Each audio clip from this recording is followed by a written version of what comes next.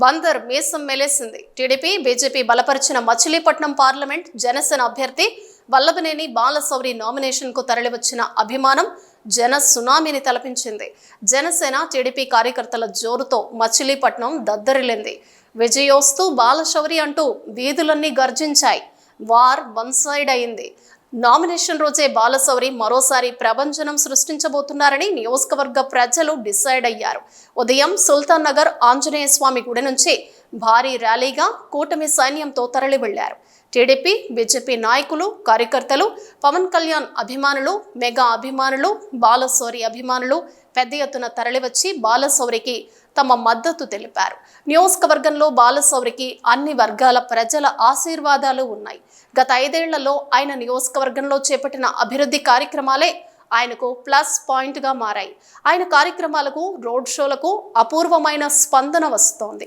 ఆయన ప్రచారం ముందు వైసీపీ అభ్యర్థి ప్రచారం వెలవెలబోతోంది.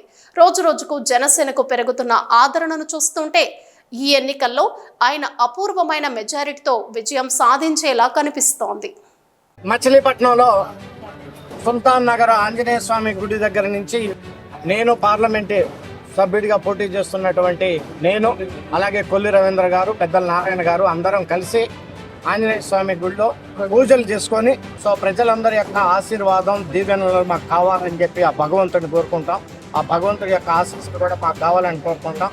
రానున్నటువంటి కాలంలో అందరి దీవెనలతోటి మేమిద్దరం గెలుపొందడం కాకుండా నా 7 అసెంబ్లీ కాన్స్టిట్యున్సీలో ఉన్నటువంటి ఎమ్మెల్యేలు నేను గెలుపొంది మంచి ప్రభుత్వం ఏర్పాటు చేయాలని, దానికి ఆ భగవంతుని మాకు ఆశీర్వాదం మరి సమకూర్చమని చెప్పేసి ఆ భగవంతుని ప్రార్థించాం. ఏ ఎరకు సిక్కలేని సొరవు నువ్వు బాలన్నా, అవినీతిని ఏటాడ ఎరవు నువ్వే బాలన్నా, మా పేదల కాచే బందరులట్టు గుణమే నీదన్నా.